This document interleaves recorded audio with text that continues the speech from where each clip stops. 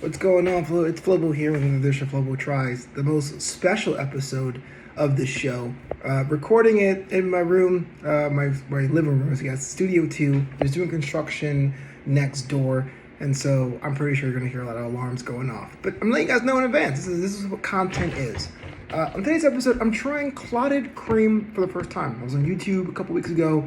I heard about Clotted Cream and what was real, what was the authentic version, and I said I had to try this. Now, Clotted Cream is like cream, yes, duh, but it's made in a particular way, usually outside the Devonshire region of the United Kingdom. And I said I really want to try this because I like bread and I like spreading things. It's almost like a butter, but it's on a whole different plane. I tried looking online for jars to buy, and they were just so expensive. They were like $15 a bottle. I didn't know if I was gonna like it, and I'm not even sure if it was gonna be good to see cream, to see if I even like Clotted Cream. So I said, well, can I make it at home? And well, I could. Due to a recipe, which I'll put in the description below, shout out to Chef John, I actually made Clotted Cream at home. And what it really is, it's just heavy cream that is cooked or roasted, toasted, baked overnight at a very low temperature, about 200 degrees over 12 hours. And after it comes out, then you put it in the refrigerator. And I actually want to show you what I've made here. So it looks kind of interesting, but this is actually going to be a spread on my sandwich. But it splits into different layers. Like under here, I hear this like fatty, creamy aspect of it is really what makes it special. And so being able to actually make it myself, it's going to add another variable, because if I don't like it, is it because of the chef or because I'm not really a fan of it at all? So you're going to rock with me with this one as I make Clotted Cream. And I actually got some jam too to have it the way it should be. Cream and some jam, some scones with when you're brunching it. So I just want to show you this first, what I made using a recipe of Clotted Cream, which is basically heavy cream that is baked overnight in an oven. It took me about 13 hours at 180 in my case, and then after it rests for an hour or so in the refrigerator for another night to make this fatty, creamy, buttery spread for sandwiches or for rolls or scones. Be back, baby! All right, we're gonna try this out here. I've got some fancy jam. This is St. Dalfour's from France. I just got it because it was a skinnier bottle of 10 ounces. I know a lot of times you get a little 16-ounce jar, 32-ounce jar, and you end up eating jelly for days. But I don't usually eat sandwiches as much anymore, trying to keep myself keto healthy, or at least that low carb, function low carb. I like a couple fries every now and then. And I like myself some beers every now and then, but day to day I try to keep it as slow as I can. So we're gonna do this right here. This is a miniature ciabatta roll.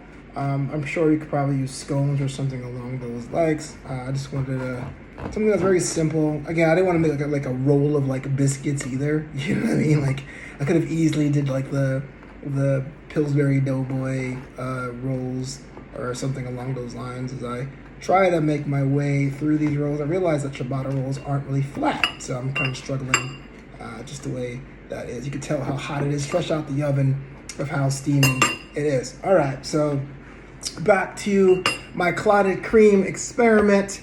We're gonna get some of the fattiness of it. Make sure if you do this recipe, if you do Clotted Cream, you need to like cast off some of the runny stuff of it and just spread this thing. I mean, look at this. This one, it looks like butter, but like a whole different level of butter. Now, I was gonna eat this as is, but I heard up there in the United Kingdom in the Devonshire region, the cool thing to do is to put the jam on top, even before you even do it. I know there's a debate about whether or not the jam comes first.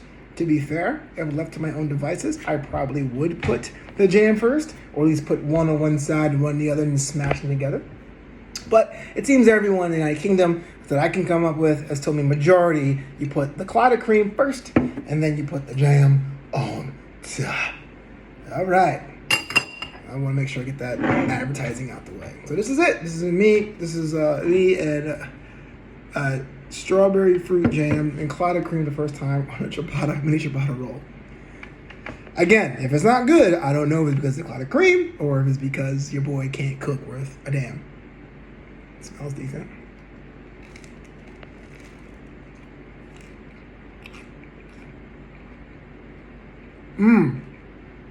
Okay.